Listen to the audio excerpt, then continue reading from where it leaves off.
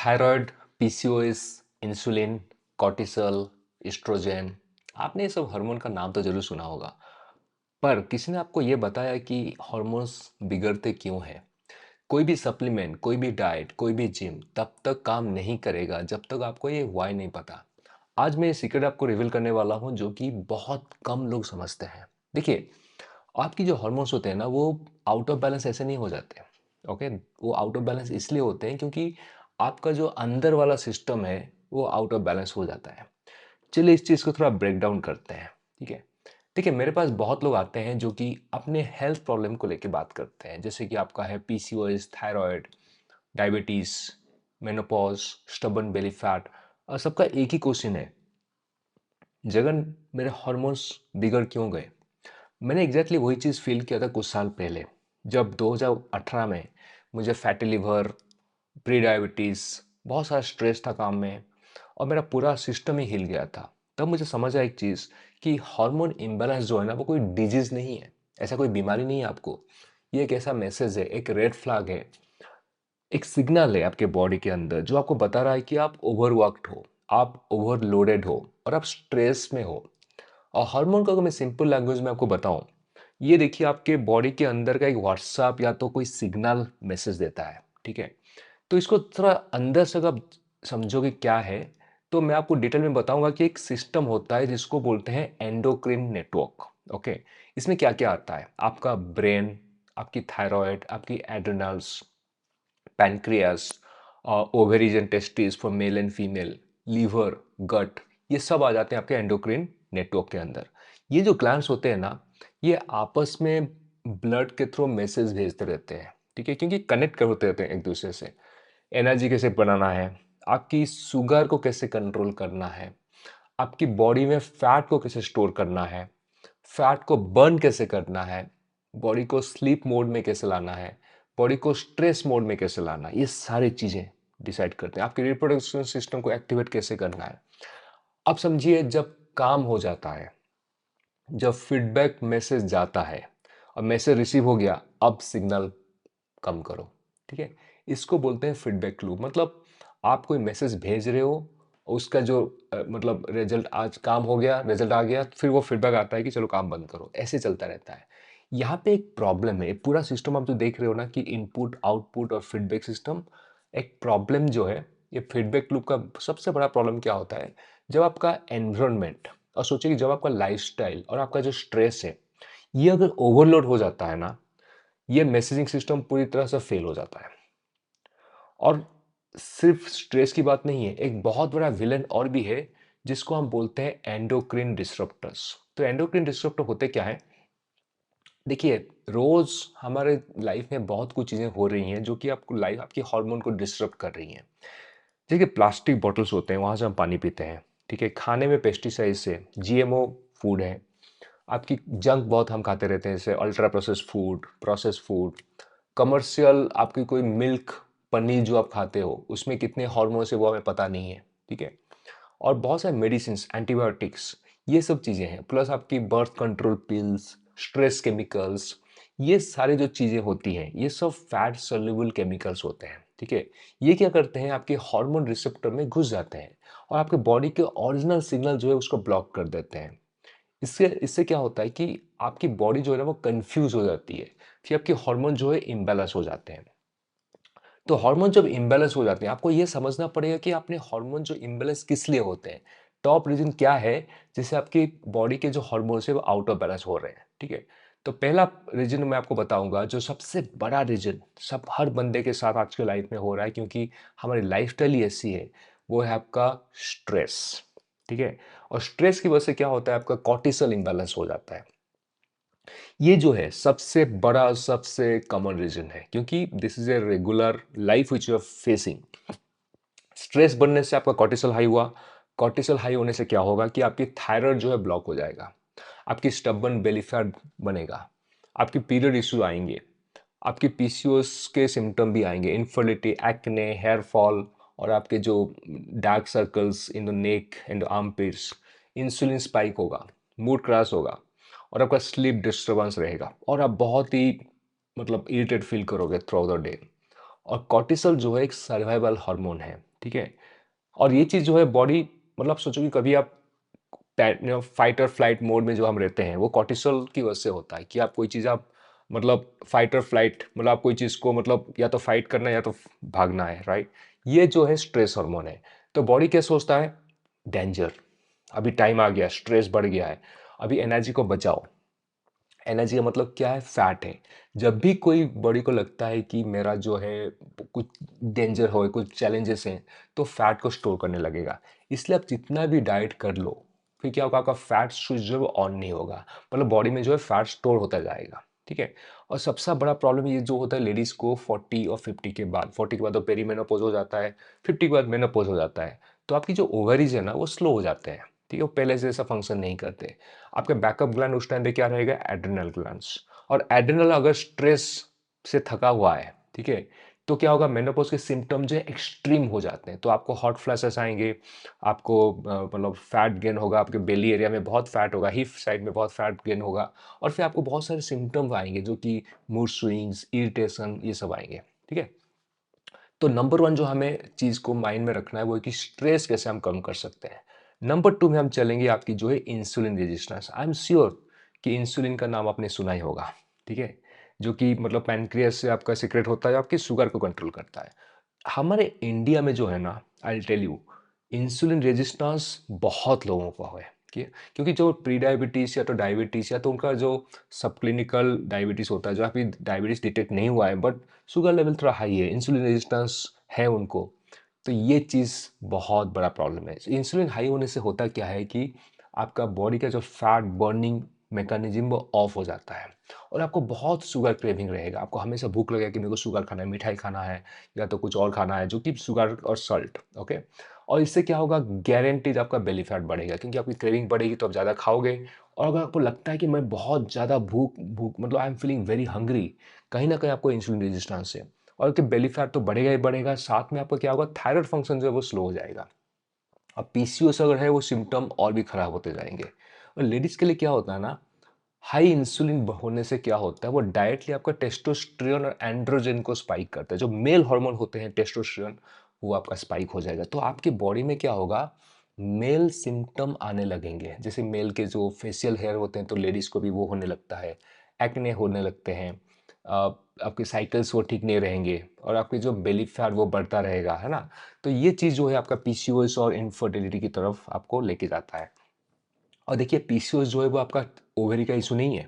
ठीक है, ये आपका इंसुलिन और आपका एड्रिनल जो इम्बैलेंस हो जाते हैं तो आपका पीसीओएस होता है, फिर आपको इनफर्टिलिटी तरफ ले जाता है।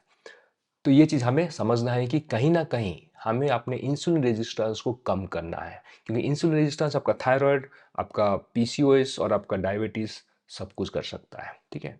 तो नंबर थ्री रीजन में आपको जो बताऊंगा वो आपका जो है वो है गट, गट डैमेज। देखिए गट होता क्या है, गट आपका जो गट में ट्रिलियन ऑफ बैक्टीरिया है, ठीक है, वो आपके हार्मोन की फैक्ट्री होती है, सारे हार्मोन्स उसमें है।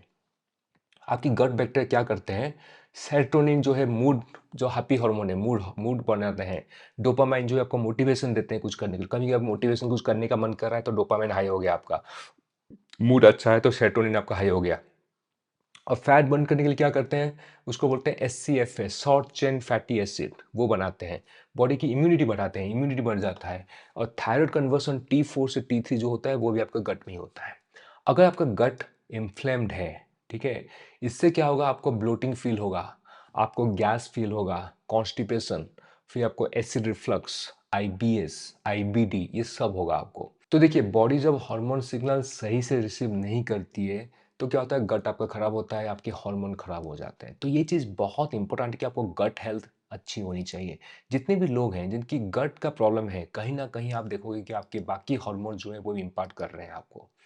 अभी चलिए हम चलते हैं रीजन नंबर 4, जो है आपका लीवर ओवरलोड। आपको लग रहा होगा लीवर का रोल क्या हो सकता है जो मेरे हार्मोन में, आपको समझना पड़ेगा लीवर का बहुत बड़ा रोल होता है।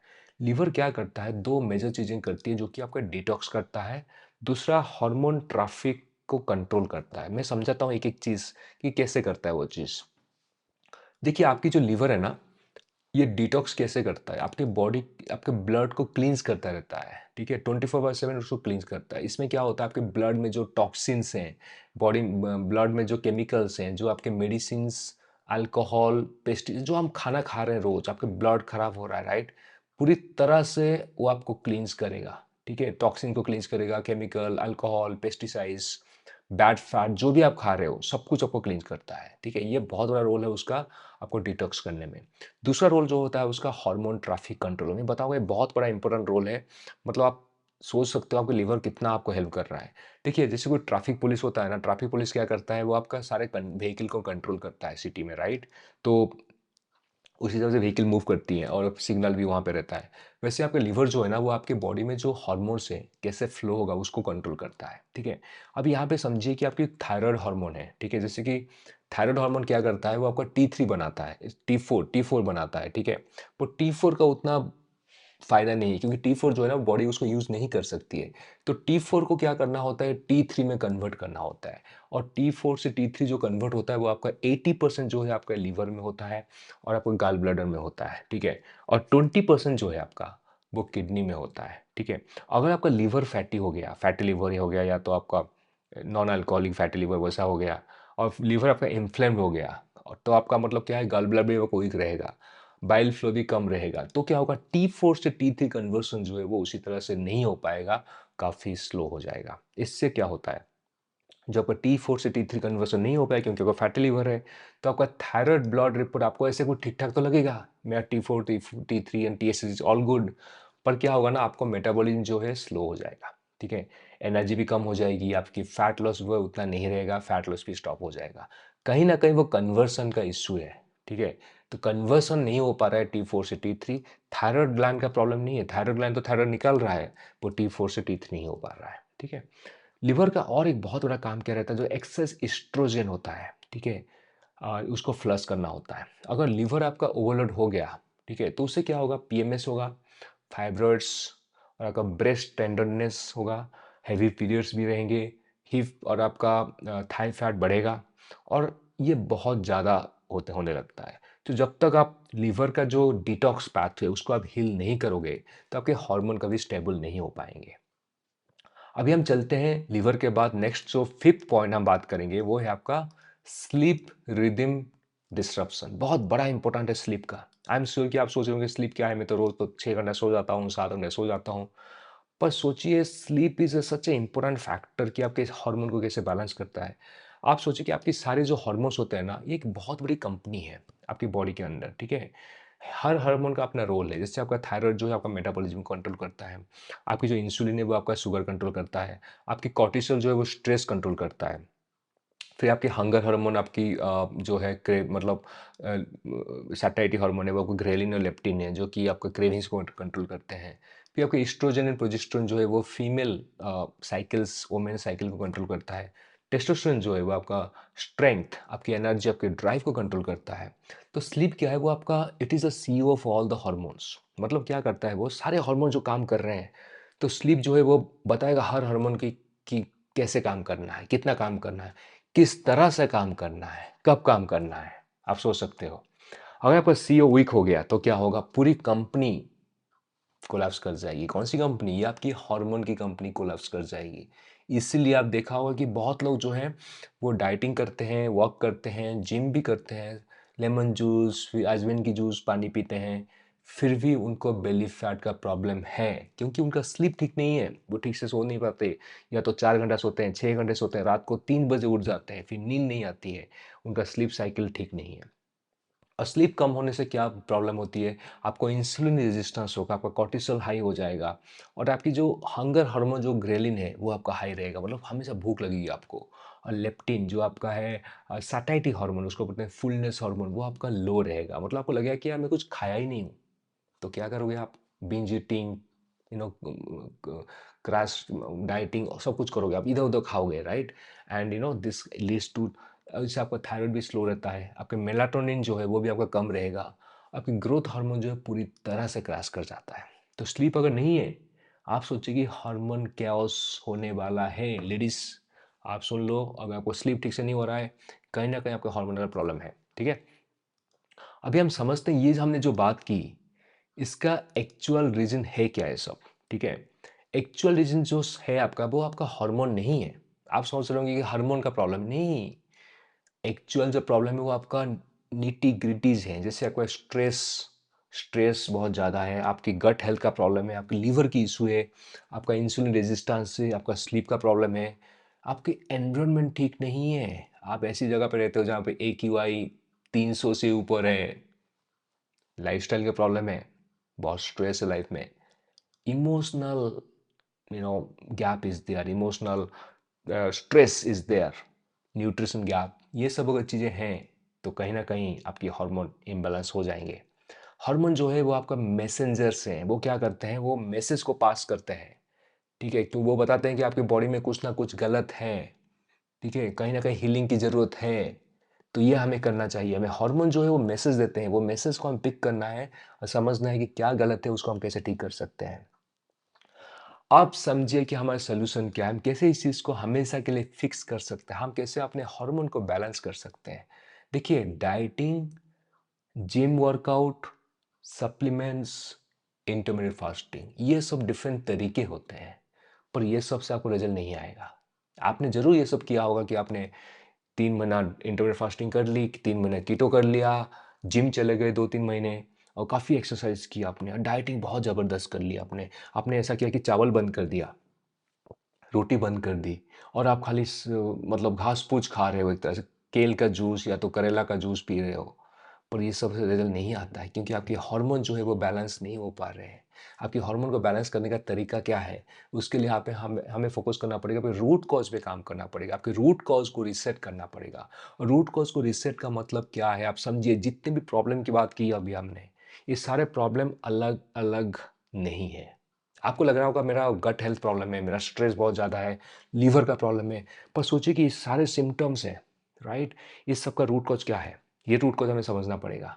रूट कॉज जब फिक्स करोगे, सारे सिम्टम अपने आप फिक्स हो जाएंगे। आपको एक एक चीज़ को फिक्स करने की ज़रूरत नहीं है, आपको रूट कॉज को काम करना पड़ेगा। तो रूट कॉज का काम करने का मतलब क्या है, अगर मैं बताऊं कि आपको क्या करना पड़ेगा, गट हेल्थ को ठीक करनी पड़ेगी, लीवर को ठीक करना पड़ेगा, लीवर को डिटॉक्स करना पड़ेगा, आपकी इंसुलिन रेजिस्टेंस को फिक्स करना पड़ेगा, आपको स्ट्रेस कम करना पड़ेगा, आपको ज़्यादा टाइम सोना पड़ेगा, खाली सोने से नहीं होगा, आपको डीप स्लीप की ज़रूरत है, और आपको एंटी इन्फ्लेमेटरी प्रोसेस फॉलो करनी पड़ेगी। मतलब खाना जो खा रहे हो उसमें एंटी इन्फ्लेमेटरी खाने होनी चाहिए, प्रोटोकॉल्स फॉलो करने पड़ेंगे, आपको डेली मूवमेंट करनी पड़ेगी।